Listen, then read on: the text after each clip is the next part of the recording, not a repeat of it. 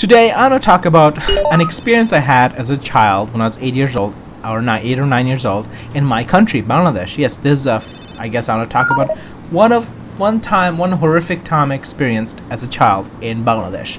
So if you're interested, stay tuned and let's get started. You're watching NazmusLabs, where we talk about technology, gaming, rapid transit, and a lot more. Let's be a small part in a bigger movement to better the world. Guys, if you like the video, make sure to hit the like button and subscribe to be notified for all future videos. Hello and welcome to another video. I'm Nazmus, and today I want to talk about my experience of walking away or running away from home to search for my uncle. Yes, I was a very naughty kid. When I was around 8 or 9 years old, my uncle came over, I think to our house, and I really liked having company at our house. It usually got boring when my dad was out and at his office. My mom was working, and I was alone. I didn't have anyone to play with, so I loved it when my uncle or grandparents or aunts came over. I could have fun and play around with them, and do stupid stuff like throw a ball around, I don't know, or break a plate, I don't know. So my uncle came over, and so yeah, I was having fun. Maybe I think I was playing hide and seek that day. Maybe the other day, I don't know. I was playing hide and seek that day, and what happened is my uncle decided to go to the store. So he left the house. I told him, "Where are you going?" He says, "I'll be back." He tells me I'll be back, and okay, he leaves, and I get impatient. I get impatient, and a minute goes by, feels like an hour. I have nothing to do. My dad's gonna come home. He's gonna ask me to do homework, and I don't want to do homework. So then I decided to being a brilliant boy I had decided to go find my uncle myself. To go ask him, why are you late, and what time you'll be back. I'll just go find him. Ask him what time are you coming back. He'd tell me the time. I'd come back and I would wait for him for that time. So brilliant idea, isn't it?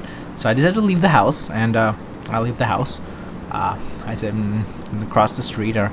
I walk out the street in which my apartment building was, and there's the main street, so I could either go left or right. So I know in retrospect that the store was in the right direction. If you had to turn right, exit the military campus. My dad used to work. Was engineer in a military facility, so we used to live in campus, and you had to turn right and leave the campus and go to the store. And there was convenience stores around there, but to get to the actually grocery stores and stuff, you had to leave the campus. This was back in Bangladesh, when I was to live in my country in Bangladesh before I moved to Canada in the 90s. So I decided to turn left instead because I wasn't comfortable leaving the campus and go out in the wild. So I walk around. I walk further and further. Keep walking, and then I see there's sidewalk, and the main road in the campus was very safer compared to the normal main roads outside. There were seldom few cars, some rickshaws, which are like human-powered taxis, like three-wheel bicycles with seats in the back that a person could carry people through on. Anyway, so I walked. I turned this way, turned that way. I saw big fields where people played cricket or soccer. I turned left and turned right. I walked. The sky was blue. There was trees here, trees there, apartment buildings, parks, school. There's a masjid or mosque, and I passed all those. I take a left turn, and I find another road that's it's a skinnier road. Didn't have a sidewalk. I think it's people rode bikes on it and walked around. I decided to take a left onto that road, and a piece of footpath. I walk around, go through the fields, through the trees. It's kind of woods. It's not completely woods, but more heavily congested with trees. It's darker. The tree causes the leaves are blocking the sky, so it's sort of, if you look up, it's green with leaves. And I walk around and see a huge water tank. I guess that's where they keep water. I hear some motor generator sounds. I walk past. Kind of scares me, like brrrr, generator sounds. So generator sounds, and then what happens after that is I walk around, and I kind of get lost. I keep walking forward, and I keep walking forward, and more forward, and forward and forward and forward, and I'm afraid to go back because I don't know which way I turned. I know that if I walk back, I don't remember which way I turned, which way I didn't turn. Did I turn left or right? And I also have to backtrack, so I didn't know where I was. So I keep walking, go to a field, and I see a huge pipe, and it was a gray pipe. It was squiggling around. It was an S shape lying on the field. I look at it. I think it's a snake. It's a sleeping snake. I get, my heart starts pounding. I jump, almost shrieking. I just keep run the other way into the field and into the woods, through some facilities, office buildings on the sides, walk through the generators that making loud noise. Keep walking, and I stop. The fear of snake is gone. I'm calm. Everything is perfect. And then I open my mouth and start crying. Like a little child, little baby, I start crying. I cry so loud that I remember it being the most horrific thing I've ever seen. I think I realized that I may never see my mom and dad again.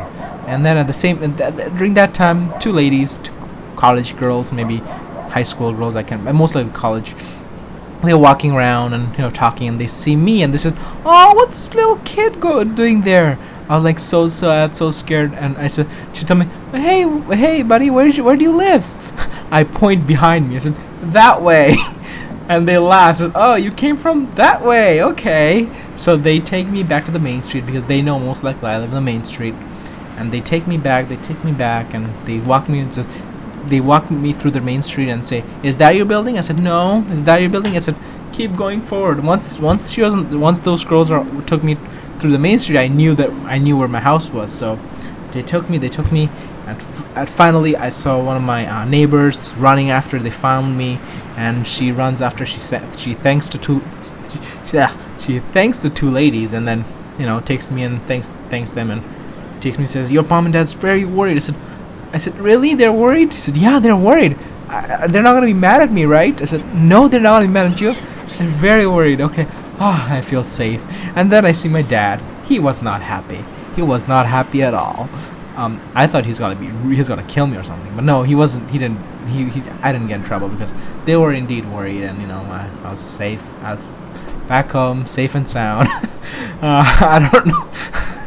I wonder what my parents, what went through my parents' head. Like, I'll just walk out, just just wander around for no particular reason. My uncle comes back and he hears what's happening, and he says, "What are you doing? What were you thinking? What was in your mind?" I said, "I don't know. I'm sorry." In my mind, I was like, "I'll never do this again." I was like freaking out. I said, "Oh." I vowed that I'll never go out alone again. But in the future, as I grew up, now I roam the cities all by myself, not lost. But back then I was a kid, not even I think 8 or 9, and I was like, that was one of the most horrific things I experienced as a child. One of the most. I've experienced other horrific things, but So there you go. There's my story of a time of my childhood in Bangladesh.